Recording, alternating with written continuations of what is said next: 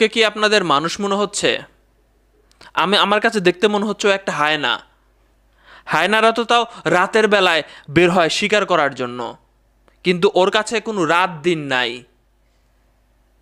ও দিনের বেলায় বের হয় ওর মনের ইচ্ছা খায়েশ পূরণ করার জন্য, আশেপাশে খুঁজে বেড়ায় কোন বাচ্চা মেয়ে ঘুরে বেড়াচ্ছে, কারণ ওর হাতে আছে ওই যে একটা মোবাইল।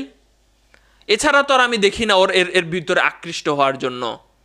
কম্পিউটারের দোকানে গেছে, মোবাইলের ভিতরে প্রবেশ করায় দিছে, ডাউনলোড করায় দিছে, সারাদিন ওসব দেখবে আর মাথার ভিতরে সব চলবে, আর কাউকে পাবে না। ছোট ছোট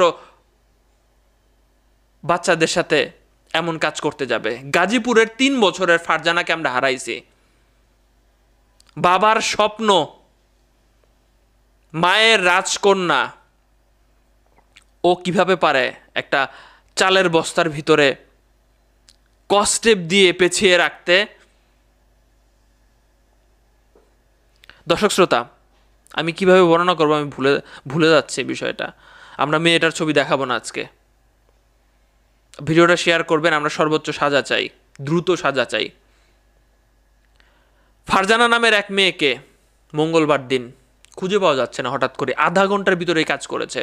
শুধুমাত্র একা না, সে আরেকজন সাথে ছিল। আধা ঘন্টার ভিতরে মাথায় কি চলে বুঝেন?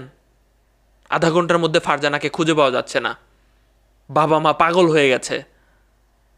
এরা তাদের সাথে মিশে গেছে, পাশাপাশি বাড়ি, সিরিয়াল বাই সিরিয়াল। ওরাও বাসা ভাড়া থাকে, এরাও বাসা ভাড়া থাকে। ফারজানার মা বাবার সাথে খোঁজাখুঁজি শুরু করতেছে, সারা রাত হাইরে অভিনয়, খুঁজতেছে ফারজানাকে যেখানে রেখেছে সেই দিকে যাতে তারা যেতে না পারে, এইটা তারা দেখতেছে। পুরো এলাকা খোঁজা শেষ। হঠাৎ করে মনে হলো যে পাশের গলিগুলো আমরা একটু চেক করি, যেখানে এই ছেলেটা থাকে তার পাশের জায়গাগুলো একটু চেক করি।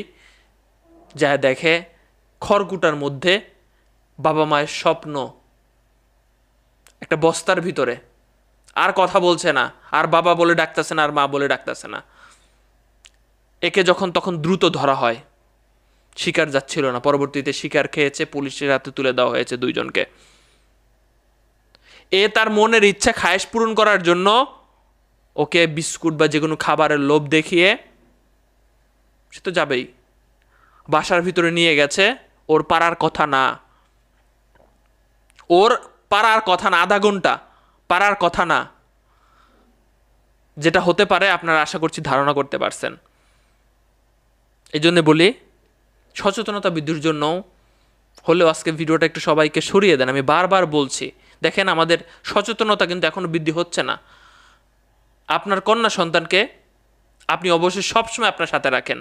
আপনার বাসার আশেপাশের অবস্থা যদি বাজে থাকে আপনি আরও বেশি করে রাখবেন। আপনি যদি মনে করেন আপনার বাসার পরিবেশ খুব ভালো, তবু আপনার সচেতন থাকতে হবে, আপনার বাসার বাইরে অন্য ধরনের ঘটনা ঘটতে পারে। এবং বাংলাদেশে এটা সাজা কবে হয়, কতদিন পরে হয়, আমার ভাই বোধগম্য নাই। এত মিডিয়া কভারেজ পাইছে, এরকম ঘটনা যারা ঘটাইছে তাদের সর্বোচ্চ সাজা দেওয়া হয়েছে, এমন নিউজ আমি এখনো করিনি আমার মুখ দিয়ে। আমার করার খুব শখ এমন নিউজ।